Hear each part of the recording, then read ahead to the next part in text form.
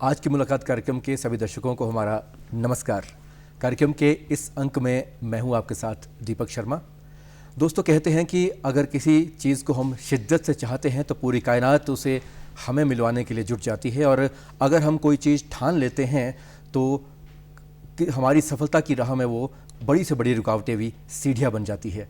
ये सभी युक्तियाँ चरितार्थ होती है हमारे आज के मेहमान पर, जिन्होंने छोटे सी जगह से उठकर छोटे छोटे कार्य करते हुए एक बहुत बड़ा राष्ट्रीय स्तर पर मकाम हासिल किया है। स्वागत करते हैं सर्वोच्च राष्ट्रीय शिक्षक पुरस्कार विजेता श्री वीरेंद्र कुमार जी का। वीरेंद्र जी, बहुत बहुत स्वागत है आपका कार्यक्रम में। इससे पहले कि हम आपकी उपलब्धियों को गिनाएं और आपके क्रियाकलापों की बात करें, आप अपना संक्षिप्त परिचय हमारे दर्शकों को दीजिए। दीपक जी, मेरा नाम वीरेंद्र कुमार है और मैं वर्तमान में राजकीय वरिष्ठ माध्यमिक पाठशाला धरोगड़ा में कार्यरत हूँ पिछले 4 वर्षों से जी। और मेरा कार्यकाल अभी तक जो शिक्षण में हुआ है वो 23 वर्षों का है। बिल्कुल। और मैं एक छोटे से गांव संधवा से बिलोंग करता हूँ। बिल्कुल। और मैं उसी पाठशाला से पढ़ा भी हूँ जहाँ पर मैं आज शिक्षक हूँ। ये बहुत अच्छी बात है। इसी पे हम बात करते हैं कि आपकी जो शिक्षा दीक्षा हुई आरंभिक, कहाँ से हुई और कहाँ तक आपने पढ़ाई की है? सर, मेरी जो प्राथमिक मेरी शिक्षा हुई है वो मेरे गांव की पाठशाला से ही हुई है जी। प्राथमिक पाठशाला संधवा। जी बिल्कुल। और जहाँ पर मेरे पिताजी ही मेरे शिक्षक थे। जी। मैं उन्हीं से पढ़ा हूँ 5वीं क्लास तक। वो और भी एजुकेशन डिपार्टमेंट में ही काम कर रहे थे। वो टीचर थे और वो 40 वर्षों तक वो शिक्षक रहे हैं। जी। और उन्हें गांव में कुल गुरु के नाम से भी लोग पुकारते हैं, क्योंकि उन्होंने लगातार 28 वर्षों तक शिक्षण कार्य किया है गांव में ही। 28 वर्षों तक गांव में, टोटल 40 सालें हैं, तो मतलब 2 पीढ़ियों को उन्होंने पढ़ाया है गांव के। जी। और उसके बाद 6वीं से 10वीं तक मैं अपनी आजकल की वर्तमान पाठशाला में ही मैं विद्यार्थी रहा हूँ। जी। और +1 2 मेरा सुन्नी से मैंने पास आउट किया है। और गवर्नमेंट कॉलेज संजौली में मैं फर्स्ट ईयर में था जब मैंने जेबीटी की परीक्षा पास करके मैं ट्रेनिंग करने चला गया था। तो कॉलेज की पढ़ाई करते करते ही आपको एक तरह से ये कह सकते हैं कि आपकी करियर की शुरुआत हो गई थी। जी बिल्कुल, करियर की शुरुआत हो गई थी। और ये मेरा एम्बिशन भी था।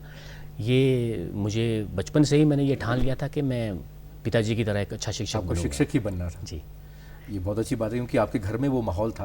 आपके पिता एक शिक्षक थे, तो आपने वो देखा था कि उस शिक्षक में एक रुतबा भी होता है। और ये बात भी है कि शिक्षण कार्य जो है वो कहीं ना कहीं आने वाले समय में समाज में और एक तरह से पूरे परिवार की बात हम करें तो पूरे देश के लिए विकास में सहायक होता है। करियर की जब आपकी शुरुआत हुई, कहाँ से आपकी करियर की शुरुआत हुई थी?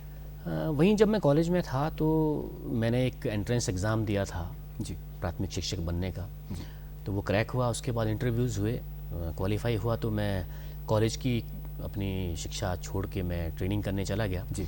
और जिला शिक्षा एवं प्रशिक्षण संस्थान शिमला जो श्यामला घाट में है, बिल्कुल, वहाँ से मैंने प्रशिक्षण प्राप्त किया है। और वर्ष 1999 में जून में मैं एक प्राथमिक शिक्षक के तौर पर मैंने अपना कार्यभार संभाला। और आगामी 17 वर्षों तक यानी कि 2016 तक मैं प्राथमिक शिक्षक रहा हूँ। अप्रैल 2016 में मेरी पदोन्नति हुई और फिर मैं एक प्रशिक्षित कला स्नातक यानी कि टीजीटी बन गए। और वर्तमान में भी उसी पद पर हूँ पिछले 4 वर्षों से। जी। आपने छोटे बच्चों से लेकर पढ़ाने का कार्य किया है और उसके बाद आप मिडिल लेवल पे भी और हायर क्लासेस को भी पढ़ाते हैं। क्या आपको एक तरह से अंतर लगता है कि छोटे बच्चों को और बड़े बच्चों को पढ़ाने में किस तरह की, एक तरह से कह सकते हैं कि कुछ कठिनाई रहती है या फिर आसानी रहती है? किस तरह से अध्यापन कार्य में रहती है? देखिए, दोनों का ही स्वभाव अलग होता है। बिल्कुल। और जो प्राथमिक कक्षाओं के जो बच्चे हैं वो बहुत ज़्यादा इनोसेंट हैं, मतलब एक निर्मल जल की तरह, बिल्कुल क्लियर क्रिस्टल आप कह सकते हैं। और मुझे एग्जांपल याद आ रहा है, हम छोटे बच्चे को, फर्स्ट क्लास के बच्चे को, हम उसके अच्छे काम करने पर कई बार उसके हाथ पे ना स्टार बनाते हैं। और उसकी इतनी अगाध निष्ठा है अपने अध्यापक के लिए, वो उसको छुपाता है क्योंकि उसको वो बहुत कीमती चीज़ लगती है, बहुत मूल्यवान है उसके लिए वो स्टार। उसको वो छुपा के ले जाता है, सबसे पहले अपनी मम्मा को दिखाएगा। और गर्मी के महीने में यहाँ से उससे पसीना निचुड़ रहा होता है, लेकिन उसको वो किसी और को दिखाता नहीं, बिकॉज उसके लिए वो बहुत ज़्यादा वैल्यूएबल चीज़ है। तो टीचर ने सिर्फ कुछ लाइनें लगाई, लेकिन बच्चे के लिए वो क्या चीज़, उसके मायने कुछ और है। हाँ, उसके मायने कुछ और है। और थोड़ा सा हम ऊपर आते हैं तो बच्चा थोड़ा सा मैच्योर होना शुरू हो जाता है, थोड़ा सा होशियारी और चालाकी करना शुरू कर देता है। वहाँ पर वो टीचर के साथ कनेक्टिविटी में उतना नहीं रहता जितना वो ग्रुप में हीरो बनने की कोशिश करता है, क्योंकि वो अपने पीयर ग्रुप में लीडरशिप और हीरो बनने के लिए वहाँ पर वो ज़्यादा इन्वॉल्व हो जाता है। उसकी इन्वॉल्वमेंट उस तरह से ज़्यादा होती है अपने पीयर ग्रुप में जो रहती है। बच्चों के मानसिकता की आपने बात की कि बच्चे जो है छोटी छोटी चीज़ों को भी बहुत ज़्यादा अहमियत देते हैं। क्या आपको लगता है कि आज के दौर में हमारी शिक्षा पद्धति जो है, ख़ासतौर पर अगर हम प्राइमरी लेवल पर बात करें, एक अच्छा नागरिक बनने में या फिर उसके एक ओवरऑल डेवलपमेंट में या विकास में सहायक हो रही है प्राइमरी लेवल पर? जी बिल्कुल होगी, क्योंकि जो राष्ट्रीय शिक्षा नीति है अभी, अगर उसको आप काफ़ी गहराई से देखें तो बहुत अच्छी उसमें कुछ खूबियाँ हैं और बहुत ज़्यादा ओपननेस दे दी है, बच्चों को फ्रीडम है। अब ऐसी कोई कंडीशन नहीं है कि आप किस सब्जेक्ट के साथ कौन सा कॉम्बिनेशन बना सकते हो। ऊपर जाकर अगर बात करें प्राथमिक स्तर तक अगर बात करें तो सर मैं एक चीज़ कहना चाहूँगा कि प्राइमरी लेवल पर बच्चे को एक तो फ्रीडम बहुत होना चाहिए, एक लिमिटेड फ्रीडम, और वहाँ पर ये जो डायरेक्शंस हैं, एक्स्ट्रा बर्डन है, वो चीज़ नहीं होनी चाहिए। क्योंकि वो बच्चा इतना, देखिए वो कितना क्लियर हार्टेड होता है। अगर एज अ टीचर मेरा पेन भूल जाता है स्टाफ रूम में, चश्मा भूल जाता है किसी का, और हम अनायास ही पूरी क्लास में से किसी को अगर इंगित ना करें और सीधा सीधा बोल दें, बेटा देखना मेरा वो पेन रह गया स्टाफ रूम में। अगर 20 बच्चों की क्लास है दीपक जी, तो 20 के 20 दौड़ते हैं। बिल्कुल सही। ये 20 के 20 बच्चे दौड़ते हैं एक पेन उठाने के लिए। मतलब टीचर के लिए वो बच्चा इतना डिवोटेड है कि वो टीचर के छोटे से काम के लिए अपनी पूरी डेडिकेशन के साथ काम करना चाहता है।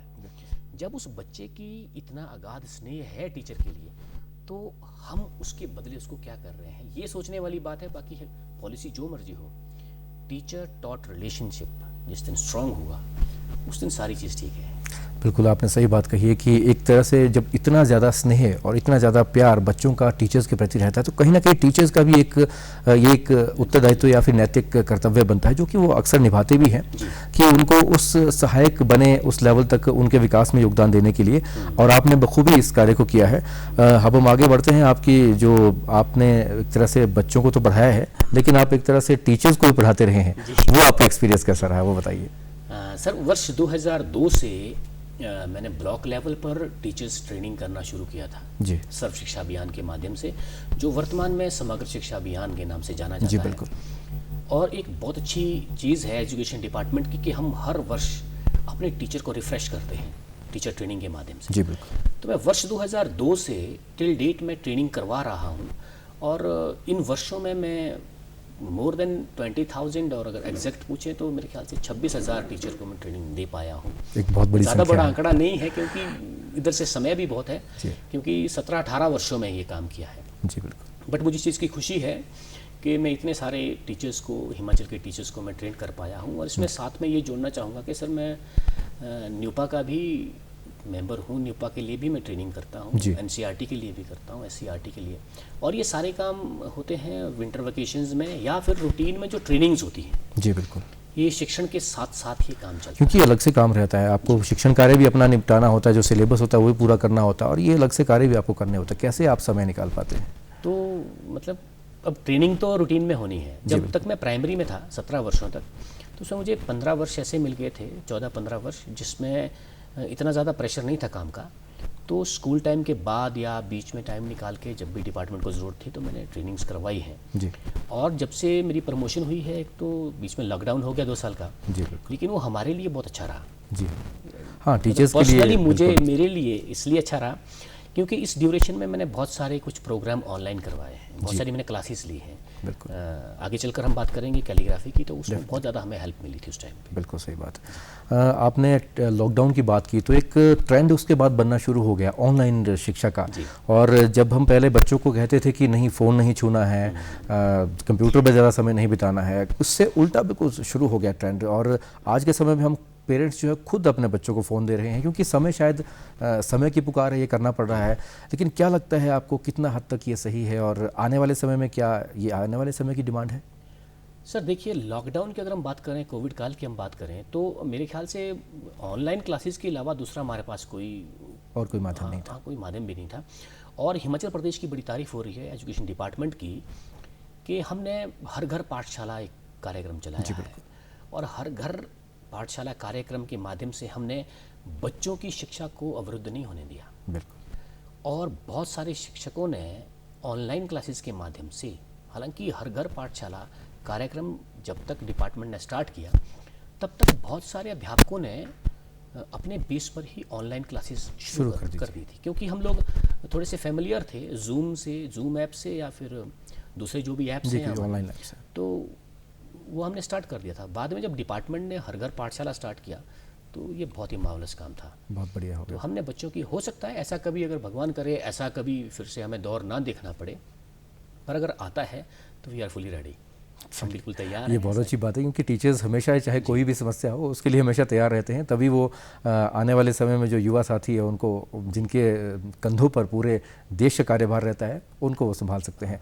आपने साथ साथ में लेखन का कार्य भी किया है, उसके बारे में हमारे दर्शकों को जरूर बताइए कि किस तरह का आप लेखन कार्य हाँ करते सर, रहे हैं। लेखन कार्य अगर तो मेरी पुस्तकों को लेकर आप बात कर रहे हैं तो जी बिल्कुल मैंने 2 लेवल पर लेखन कार्य किया है। लेखन भी मेरी अभिरुचि का ही एक विषय है। जी। मैं 2003 से हिमाचल प्रदेश के लिए एलिमेंट्री के लिए सिलेबस की किताबें भी मैंने लिखी हैं, कुछ चैप्टर्स लिखे हैं, उसमें चित्रांकन किया है, इलस्ट्रेशन वर्क किया है, और टीचर्स मॉड्यूल बनाने में मैंने हेल्प किया है एज राइटर। और दूसरे कोई जो हमारी हैंड बुक्स बनी हैं सर्व शिक्षा अभियान के माध्यम से, उसमें मैंने काम किया है। और फिर मैं पर्सनली खुद भी लिखता हूँ, एक लेखक कह सकते हैं आप, लिखता हूँ। बिल्कुल बिल्कुल मेरी अभी तक 4 किताबें लॉन्च हुई हैं। बिल्कुल। तो बताना चाहेंगे उन पुस्तकों के बारे में आप? मेरे पास यहाँ पड़ी है, मेरी पहली पुस्तक है जी प्रारंभिक शिक्षण एवं अधिगम सामग्री। जी बिल्कुल। ये वर्ष 2009-10 की बहुत बड़ी डिमांड थी कि टीचिंग लर्निंग को जॉयफुल कैसे बनाया जाए। बिल्कुल सही बात है, क्योंकि बच्चों को वो एक तरह से तभी समझ में आएगी अगर वो कहीं ना कहीं उसमें एंटरटेनमेंट वाला पार्ट होगा, और खेल खेल में एक तरह से गतिविधि अगर हम समझे तो वो शायद आपकी पुस्तकों से हो सकती है। तो सर दरअसल होता क्या है कि उस टाइम की डिमांड थी कि टीचिंग लर्निंग मटेरियल को हम कैसे बनाएं, बच्चों को कैसे समझाएं। फॉर एग्जांपल यहाँ अगर आप देख पा रहे हैं, यहाँ मैंने एक प्लानिटोरियम बनाया है। प्लानिटोरियम मैंने बनाया है यहाँ पर, और प्लानिटोरियम हिमाचल में मेरे ख्याल से अभी तक उपलब्ध नहीं है। जी। तो मैंने अपनी पाठशाला में, तात्कालिक पाठशाला में, जो हमारी यहीं पे घोड़ा चौकी में मैंने शिक्षण करवाया है, तो मैंने एक छतरी के माध्यम से, छतरी में ही मैंने एक प्लानिटोरियम बना दिया था, और बच्चों को मैंने पूरा वो प्लानिटोरियम वहीं पे सिखा दिया। वो बच्चे देखते थे छतरी में, और सारे उसमें ग्रह उसमें थे। ये रचनात्मकता एक बहुत बड़ा उदाहरण है। जी। तो मेरे कहने का तात्पर्य ये है सर कि टीचिंग लर्निंग मटेरियल के माध्यम से पढ़ाना बहुत सुकर होता है, और बच्चों के लिए उसमें बच्चे बोर नहीं होते। बिल्कुल सही बात। दूसरा, यहाँ पे आप एक मॉडल देख रहे हैं, फिजिकल फीचर ऑफ इंडिया और भारत के बारे में अगर आप पढ़ाना चाहो तो हम उसको एक जगह पर रख कर हम बच्चे को नहीं सिखा सकते। बिल्कुल सही। बहुत विशाल है भारत भूमि, लेकिन हमने एक कटआउट बनाया था 6 फुट बाई 6 फुट का, लकड़ी पे प्लाई को काट कर, और फिर रस्सी के माध्यम से स्टेट को उसकी जो बाउंड्रीज थी वो रस्सी के माध्यम से की, और फिर रंग बिरंगे बुरादे से उसको स्टेट अलग से बना दी। और एक स्टोन लिया जी, गोल मटोल पत्थर, सतलुज के किनारे, क्योंकि मैं सुन्नी से बिलोंग करता हूँ, तो ये सारी चीज़ें आपको घर के आसपास ही मिल गई थी। पूरा रॉ मटेरियल जो भी रहता है घर पे मिल गया। लो कॉस्ट की आप बात कर सकते हैं। बिल्कुल सही बात। तो वो गोल मटोल पत्थर लाए, और परमानेंट मार्कर से उस पर एक जगह से हमने लिख दिया राज्य का नाम, पीछे उसकी राजधानी, और 3-4 कोई मुख्य शहर उसके। तो बच्चों को पूरा जो ज्योग्राफी है उसको पढ़ने में ज़्यादा दिक्कत नहीं आती। वैसे ही बहुत सारे, क्योंकि उनके सामने वो चीज़ दिख रही थी, तो इसलिए उनको देखना बहुत अच्छा। के मॉडल्स मैंने पहले बनाए, फिर उनको कक्षा में उपयोग में लाया, फिर उसके फोटोग्राफ खींचे, ताकि दूसरे टीचर्स को हेल्प मिले कि ऐसा हो सकता है। बिल्कुल सही बात है।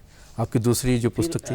ये सर मेरी दूसरी किताब थी, गतिविधि आधारित शिक्षण। बिल्कुल। गतिविधि आधारित शिक्षण को मैंने इसलिए चुना, इसमें कक्षा 1 से लेकर कक्षा 10 तक जो मुख्य सब्जेक्ट हमारे रहते हैं, लैंग्वेजेस हैं, मैथ है, साइंस है, उसमें सभी सब्जेक्ट को लेकर 1st to 10th इसमें गतिविधियां सुझाई गई हैं। बिल्कुल सही। और गतिविधियां ही नहीं सुझाई गई, गतिविधियां कैसे तैयार कर सकता है एक टीचर, वो भी उसमें मैंने टेक्निक बताई है। वो अपने लेवल पर, और फिर स्कूल लेवल पर कैसे उनको इम्प्लीमेंट किया जा सकता है, वो इसमें सचित्र मैंने बताया हुआ है। ये टीचर्स के लिए बहुत लाभदायक है। टीचर्स के लिए लाभदायक है। और दीपक जी, यहाँ पर मैं ऐड करना चाहूँगा कि गतिविधि आधारित शिक्षण ऐसी विधा है शिक्षण की जी। देखिए, हमारी जितनी भी शिक्षण विधियाँ हैं वो बेस्ड हैं एवरेज स्टूडेंट को लेकर बनाई गई। बिल्कुल सही। एवरेज स्टूडेंट को लेकर बनाई गई है। उसमें क्या होता है कि एवरेज से ऊपर का बच्चा और एवरेज लेवल से नीचे का बच्चा जो है वो दोनों ही पिछड़ते हैं। बिल्कुल सही। क्योंकि एवरेज स्टूडेंट के लिए जो हम पढ़ा रहे हैं, अबव एवरेज वाले के लिए वो लगता है कि मुझको पता है, पता है। क्यों मैं सुनूं इस चीज़ को। जो एवरेज से नीचे है उसकी समझ में ही नहीं आता। तो इसमें बच्चों के मानसिक स्तर को भी ध्यान में रखकर किया गया है। और ये जो ये एक्टिविटी बेस्ड लर्निंग है, यानी गतिविधि आधारित शिक्षण जो हमारी शिक्षण विधा है, इसमें आप किसी भी आईक्यू लेवल के बच्चे के साथ आप गतिविधि करिए, हर बच्चा अपने पेस ऑफ लर्निंग से सीखेगा। बिल्कुल सही। मतलब वो कोई स्लो सीख रहा है, जी बिल्कुल। कोई जल्दी सीख रहा है। जो जल्दी सीख रहा है उसके लिए गतिविधि और बनी हुई है। बिल्कुल सही, क्योंकि वो थोड़ा सा हाई लेवल पे काम कर रहा है। हाँ, तो लेकिन ये वो- चीज़ें हमारे करिकुलर में जरूर शामिल होनी चाहिए। तो सर इसको मैंने प्रमोट करने के लिए काम किया था। जी। ये दूसरी थी। और एक पुस्तक मेरे पास और पड़ी है अपनी, बालमन। जी, इस पुस्तक में क्या है? ये बहुत ज़्यादा पॉपुलर हुई है किताब मेरी, अगर इनमें से देखा जाए। जी इसमें स्कूली बच्चों की सत्य घटनाएं हैं। जी। 15 सत्य घटनाओं पर आधारित कहानियां हैं। किस तरह की घटनाएं हैं? जैसे बच्चों के साथ क्या बीतता है, कैसे होता है। एक मुझे याद आ रहा है, प्रैक्टिकल एग्जांपल्स हैं इसमें। हाँ, प्रैक्टिकल एग्जांपल्स हैं। और अगर चाइल्ड साइकोलॉजी को समझना हो तो बालमन को ज़रूर पढ़ें। जी I am not promoting this, but मैं रियलिटी कह रहा हूँ कि इसमें बिल्कुल ये सही, ये चीज़ है। सबके लिए जरूरी चीज़। मुझे एक चीज़ याद आ रही है सर, मेरी पाठशाला में इसी किताब के अंदर स्टोरी है, भूख जी। की एक स्टोरी है, रियल स्टोरी है। मेरे पास बच्चे थे संजय और रीना, जी दोनों जुड़वा भाई बहन थे। तो किसी वजह से घर में कुछ उनके साथ कोई समस्या हुई, और वो दिन में जो मिड डे मील था, जो खिचड़ी खाते थे, वो आधी खाते थे, आधी उस पर कागज़ लगा के अपने बैग में रखते थे। रखते थे। तो मेरी आदत थी, मैं बच्चों के बैग भी चेक करता हूँ, कॉपी किताब देखने के लिए या कुछ और। तो मतलब एक एक्शन रिसर्च के बाद पता चला कि वो आधी खिचड़ी इसलिए खा रहे थे क्योंकि शाम को उनके पास कोई खाना बनाने वाला नहीं है, घर पर माँ नहीं थी।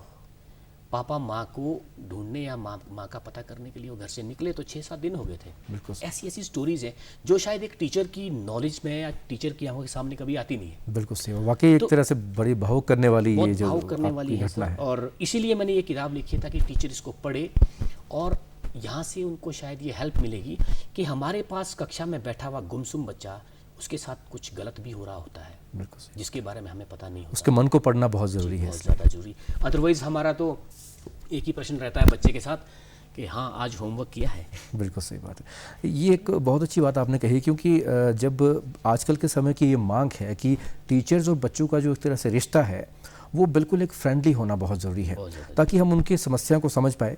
और आने वाले समय में क्योंकि उनके ऊपर बहुत बड़ा कार्यभार आने वाला है, तो ऐसा ना हो कि वो आज के समय से ही अपने आप को बहुत ज़्यादा जो है भारग्रस्त महसूस करे। तो ये चीज़ें, इन चीज़ों को एक तरह से आने वाले समय प्रैक्टिकल पर्पज़ से क्या करना चाहिए टीचर्स को जो है, और ख़ास तौर पर सरकार को भी क्या कदम उठाने चाहिए? देखिए सर, आपने बच्चे की बात की, मैं एक एग्जांपल देता हूँ। जी बहुत जगह मैंने एग्जांपल दिया है, हो सकता है बहुत सारे दर्शकों ने इसको देखा भी होगा। मैं फिर से रिपीट क्यों कर रहा हूँ, क्योंकि ये सच्ची समस्या है। जी इसको आप बच्चे का स्वाभिमान मान लो।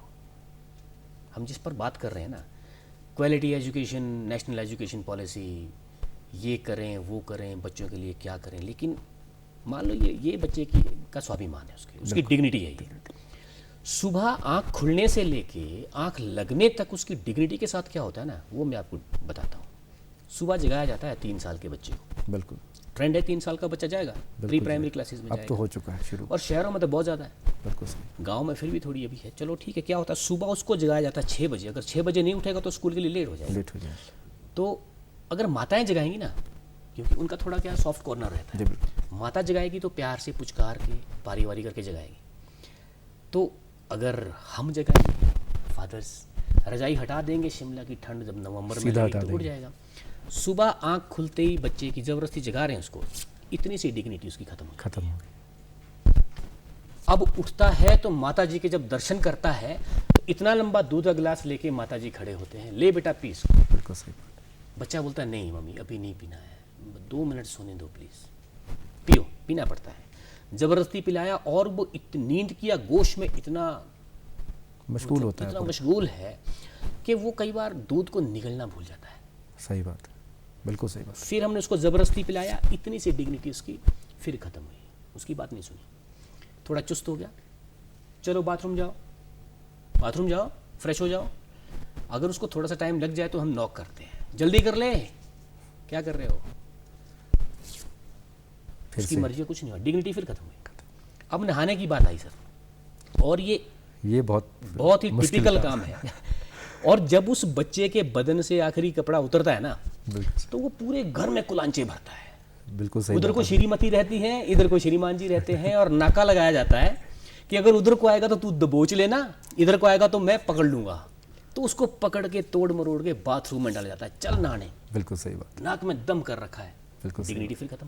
बिल्कुल सही बात, अब जब उसको नहाने में मजा आ रहा है ना, तो पानी खत्म हो रहा है। खत्म हो रहा अब वो बोलता पापा 2 मग और डालो। है। उसका तो समय नो, नहीं मिलेंगे 2 मग, लेट हो जाएगी, डिग्निटी फिर खत्म। फिक्र- फिर उसको ब्रेकफास्ट कराया जाता है, फिर वो इधर से निवाला उधर करता है, उधर से इधर करता है। फिर हम पिताजी आते हैं, पानी से उसकी हेल्प करते हैं, बेटा इसको निकल ले, फिर डिग्निटी खत्म। मतलब जैसे कैसे दौड़ भाग के 8 बजे तक बच्चे को स्कूल के गेट के अंदर कर दिया, तो हमारे को लगता है चलो ठीक हो गया। और फिर क्या होता है कि अब स्कूल में क्या होता है, टीचर क्या पूछेगा, ये काम किया है नहीं किया है तुम्हारा सब, ये मतलब सारा दिन उसकी इतनी सी डिग्निटी रहती है। इसके बाद क्या वो क्वालिटी ला सकता है? तो सर ये वो सोचने क्वालिटी वाली उसकी बात है। ऑटोमेटिकली खत्म। हाँ, तो उसकी क्वालिटी लाने के लिए उसको टाइम देना पड़ेगा थोड़ा। जी बिल्कुल सही बात, और आपने इसी पे काम किया है। अब हम आपकी उपलब्धियों पर आते हैं, जो कि आपने राष्ट्रीय स्तर तक जिस वजह से आप पहुंचे, उसके बारे में आप जरूर हमारे दर्शकों को बताएं। सर मेरे कुछ 3-4 काम एक्नॉलेज हुए हैं, जिसको दरअसल ये जो अवार्ड है दरअसल किसी व्यक्ति विशेष को तो वैसे भी नहीं मिलता, ये काम के लिए मिलता है। तो शायद मेरे काम नेशनल लेवल पर देखे गए और शायद रिकॉग्निशन मिली है उनको। तो उसमें सर यही 3-4 काम मैं बताऊंगा। एक तो एजुकेशन टर्मोलॉजी पर मेरा लिखना, जो मैं किताबें लिखता हूँ एजुकेशन टर्मोलॉजी पर, वो काफ़ी पॉपुलर हुआ और दूसरे राज्य के लोग भी उसको पढ़ रहे हैं, यूज़ कर रहे हैं मेरी जो मेरे शिक्षण शास्त्र की जो मेरी कुछ विधियाँ हैं। दूसरा सर काम रहा मेरा वही टीचर ट्रेनिंग। मैं आज तक टिल डेट शायद मैं मोर देन 20,000, और अगर आप एग्जैक्टली अगर चाहें तो ये शायद 26,000 टीचर्स हैं जी जिनको मैं ट्रेनिंग दे पाया हूँ 17-18 सालों में।